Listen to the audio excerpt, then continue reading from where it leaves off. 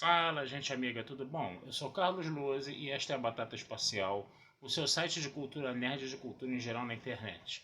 Meu canal no YouTube é o Carlos Eduardo Lose Rezende. Lose se escreve L-O-H-S-E, Rezende se escreve com Z. Se inscreva no canal, toque o sininho das notificações para saber quando tem vídeo novo, curta, compartilhe, comente. Venha conversar sobre com a gente, venha participar das nossas discussões sobre cultura, sobre séries, sobre cinemas e outras coisinhas mais, tá? Hoje vamos falar de cinema novamente, tá? Esse fim de semana na Estação Botafogo rolou uma coisa muito legal, tá? Na sessão de meia-noite, de sábado para domingo, tá? Que é o filme Fuga de Nova York, gente, do John Carpenter, né? Esse filme já passou na televisão 1 trilhão de vezes, é um clássico, né, do John Carpenter, né? Quem não conhece o John Carpenter, né? Ele é um cara que ele é um diretor bem maldito lá dos Estados Unidos, né? Ele fez um filme chamado Eles Vivem, que falava de uma suposta invasão alienígena à Terra, coisa e tal, né? E que esses alienígenas manipulavam o povo, mas na verdade ele estava fazendo uma crítica severa ao Estado americano ali, né? De como o Estado americano manipula as pessoas, né? E ele sempre teve esse viés altamente crítico, né? Com relação aos Estados Unidos e principalmente a esse governo, a esse Estado americano, entendeu? Que se diz democrático, mas é extremamente opressor, né? Ele teve também o filme Vampiros, que foi sensacional. Ele fez muita coisa bacana, tá? E Fuga de Nova York, para mim, é o meu filme preferido dele, tá? Foi até o primeiro filme que eu vi, né? Esse filme passou no cinema, gente. Deve ter sido em 1983. Eu me lembro disso porque a censura do filme não era classificação indicativa não, tá, gente? Era censura, tá? Era 16 anos. Se você tivesse menos de 16 anos, você não podia entrar no cinema para ver, né? Eu não sei se eu já contei a história aqui, né, de que eu fui barrado para ver Guerra nas Estrelas, né? Porque eu tinha 7 anos, 7 para 8 anos, a censura era 10 anos e o cinema era em frente à delegacia, né? Então eu acabei sendo barrado, né? Não fui autorizado a entrar, né? 1978, a ditadura militar lá comendo solta, né? E em 1982, a ditadura militar também estava comendo solta, né? Mas consegui entrar, né? Eu tinha 12 anos, tá? A censura era 16, né? Aí o cara lá ó, da roleta lá olhou pra minha cara e perguntou assim, quantos anos você tem? Eu falei, 16, na maior cara de pau, né? Ele falou, me dá a carteirinha aí da escola. Eu tive que dar a carteirinha pra ele olhou, né? Falei, pronto, ele vai me barrar. Aí depois ele não acabou, deixou entrar, né? E aí fui ver o filme, coisa e tal, né? E foi uma coisa assim que foi o primeiro filme censurado, né? Censurado que eu pude assistir na minha vida, né? No cinema, né? Então, ele é um clássico, tá, gente, do John Carpenter, tá? Ele é um filme muito produzido, a gente percebe que ele tem uma produção muito boa, né, no caso, né? Porque você tem todo um aparato ali, entendeu? Helicópteros sendo usado no filme, né? Uma guarda, vamos dizer assim, um grupo de policiais todos altamente uniformizados, coisa e tal, né? Uma coisa bem... foi uma produção que você percebe que ela foi bem feita, uma produção relativamente cara. Tem um baita de um elenco, né? Tem o Kurt Russell, né? Que é o protagonista do filme. Tem o Lee Van Cleef, né? Tem o Isaac Hayes, né? Fazendo vilão, né? Olha só que maravilha, né? O Isaac Hayes fazendo vilão, né? Tem o Ernest Borgnine, né? Olha só que coisa interessante também, né? No caso, né? A gente vendo isso, né? Teve até aquele ator também que trabalhou no Paris, Texas, do Wim Wenders, que agora não me lembro o nome, vocês vão me desculpar, tá? O protagonista do Paris, Texas também trabalha nesse filme, tá? Então a gente tem ali um filme bem interessante, tá? Um filme com um elenco bem estelar mesmo, tá? E do que se trata esse filme, gente? Esse filme ele se trata, entendeu? De um futuro distópico, tá? A gente estava em 1983, vocês têm que lembrar, né? Aí em 1988, né? Nesse futuro distópico, né? A criminalidade nos Estados Unidos aumentou 400%, né? E em 1997 os Estados Unidos decidiram fazer um único presídio para o país inteiro, tá? Que seria a ilha de Manhattan, que ficaria cercada, né? E você teria uma espécie de guarda ali, que era praticamente um verdadeiro exército fortemente armado, né? Que tomava conta dos muros, né, da cidade. Eles fizeram os muros ali em volta da cidade, uma parada até meio medieval, né? Para você interessante isso, né, no caso, né? E aí, né, isso foi no ano de 1997, né? Então, quer dizer, você vai ter um camarada chamado Cobra Plinsky, né, que é interpretado pelo Kurt Russell, que tinha sido preso, né? um herói de guerra, um cara que invadiu Leningrado, bombardeou Leningrado, só para vocês terem uma ideia do grau de distopia da coisa, né? Para vocês perceberem, né? E depois ele assaltou lá a Reserva Federal, né? E acabou sendo preso, acabou pegando prisão perpétua na prisão de Nova York, coisa e tal, né? Enquanto isso, né, o presidente dos Estados Unidos estava passando com força aérea em cima do presídio, né, que ele tinha um encontro de cúpula, né, com os líderes russos e chineses, né, porque o mundo estava à beira de uma terceira guerra mundial, né, e ele tinha uma fita cassete, olha só que legal, uma fita cassete, tá, onde essa fita cassete traria informações, entendeu, para abrir diálogos para a paz, né. E de repente o que aconteceu? O avião foi sequestrado por um grupo vamos dizer assim, extremista, né, que estava criticando o imperialismo americano, né, e eles jogaram o avião, né, o Força Aérea One, né, num prédio de Nova York. Não foi no World Trade Center, tá, mas foi no prédio ali do lado, né. Então, quer dizer, a gente percebe que eles dão umas inspirações, né, para esses grupos terroristas aí muito legais, né. A gente percebe isso, né. De repente o Bin Laden viu Fuga de Nova York, né, quem sabe, né. E aí o que vai acontecer? O avião caiu, o presidente obviamente estava numa cápsula, né? Ele foi colocado numa cápsula, né? E aí o avião caiu, né? E a cápsula caiu também, não se sabe, não se entende por que o presidente não morreu na queda, mas tudo bem, é filme, né? Coisa e tal, né? E aí o que acontece? Os presidiários, né? Que dividiam a cidade, ninguém entrava na cidade, né? Os presidiários dividiam a cidade de acordo vamos dizer assim, com as regras deles, né? Eles foram, o presidente acabou sendo sequestrado pelo grande líder da prisão, né? Que era o Duque, que era interpretado pelo Isaac Hayes. Gente, olha só que maravilha isso, cara. Vê o cara que canta Shaft, né? Fazendo vilão, né? O cara que foi o chefe do South Park, fazia a voz do chefe do South Park, né? É engraçado, né? Porque o vilão tinha a voz do chefe do South Park, né? Mas foi bacana, era bacana pra caramba essa coisa, tá? E aí, né, o Cobra Plinsky, ele acabou sendo, vamos dizer assim, recrutado, né, pelo diretor do presídio, que era o Lee Van Cleef, né.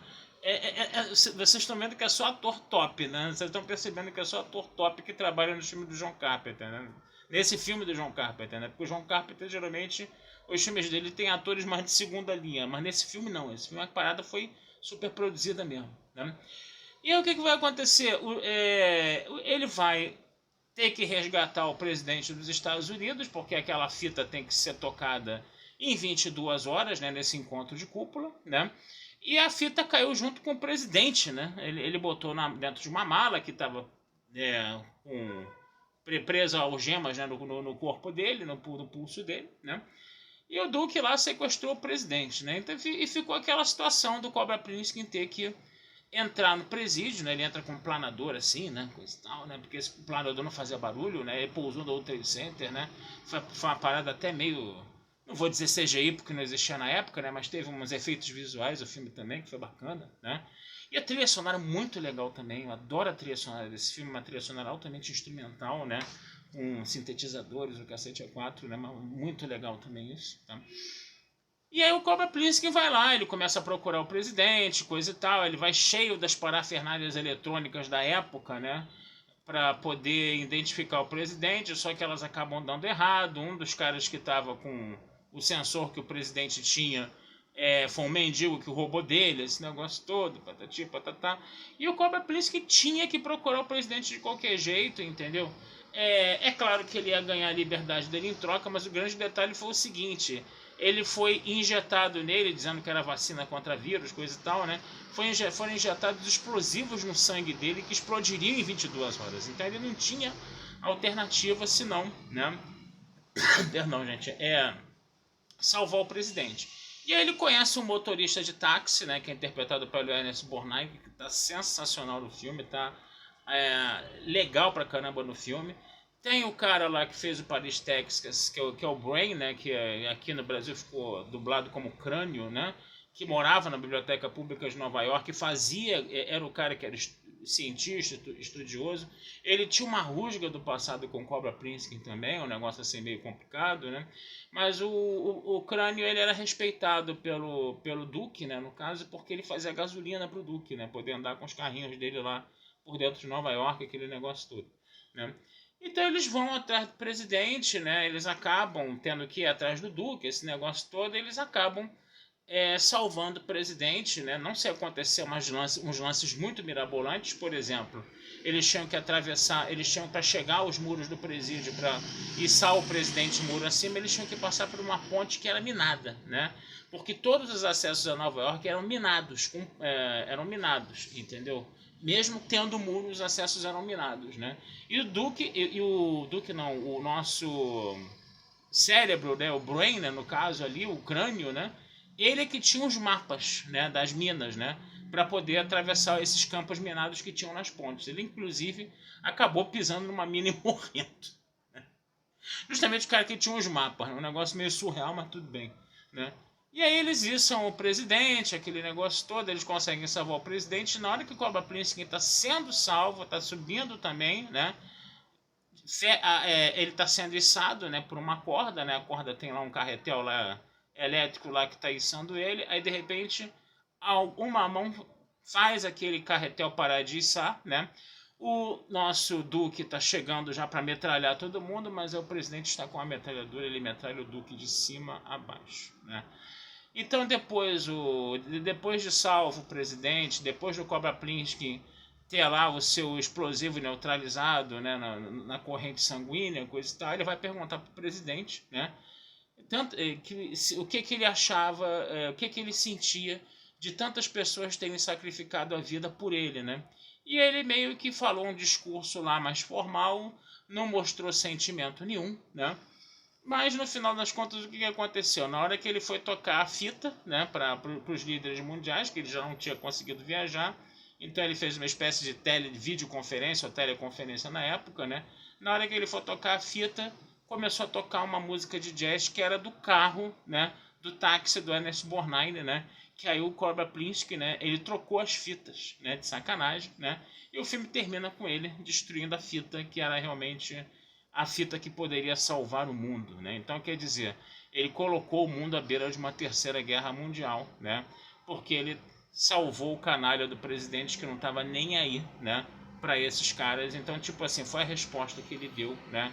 Para salvar o mundo, não salvar o mundo inteiro, deixar o mundo em perigo, entendeu? Por causa da sacanagem do presidente, né? E da sacanagem desse Estado que era altamente opressor, né? Quem tentava fugir era metralhado, né? Era uma coisa bem... você tinha, por exemplo, quando você chegava ao presídio, você tinha a opção de ser executado ou cremado antes de entrar no presídio, se você quisesse. Se você quisesse ser executado ou cremado, você avisava lá. Até porque entrar no presídio, né, era a morte certa. Era meio que ninguém sai vivo de lá mais, né? Vai viver lá até morrer e vai ter que passar por horrores, né? Você tinha situações muito surreais, né? Você tinha, por exemplo, povos que viviam nos subterrâneos, né? E eles tinham que ser como zumbis mesmo, né? E eles puxavam você poeira abaixo, né? Tinha umas paradas assim, né? Ou então se você passasse pelo Brooklyn, né, com um carro, né? Você tinha uma galera que apedrejava teu carro todo também, né? Então o filme tem essas paradas muito surreais. É um filme muito divertido, é um filme muito questionador, é um filme bem ácido, bem incisivo, tem essa crítica política bem incisiva, né? Isso é John Carpenter, gente. Então vale a pena vocês darem uma olhada em Fuga de Nova York, se ainda não viram, né? É um filme que todo mundo já deve ter visto, mas eu nunca tinha feito um vídeo sobre esse filme. E é um filme da minha adolescência que eu gosto muito e que eu nunca tive a oportunidade de falar sobre ele. E essa sessão da meia-noite aí do Estacionete Botafogo me deu essa oportunidade, tá? A sessão estava bem vazia, infelizmente, tá? Eu achava que essa sessão merecia ter um pouco mais de apelo, né? Mas, né? Eu tava lá, né? Marquei presença, entendeu? Sentei lá na minha poltrona C8, lá, como eu sempre gosto de sentar, tá? E consegui ver esse filme no cinema. A última, pela segunda vez, né? Porque a primeira vez que eu vi esse filme no cinema realmente foi lá em 1983, no antigo Arte Copacabana, que hoje é uma Renner, infelizmente. Tá certo, gente? Então eu vou ficando por aqui, tá? Desejando vida longa e próspera a todos, tá? Não deixem de visitar meu site batataespacialtudojunto.com.br, tá? Meu canal no YouTube é o Carlos Eduardo Lose Rezende, tá? E futuramente vamos falar sobre mais filmes aí com vocês, tá bom? Um abração, fui e até a próxima.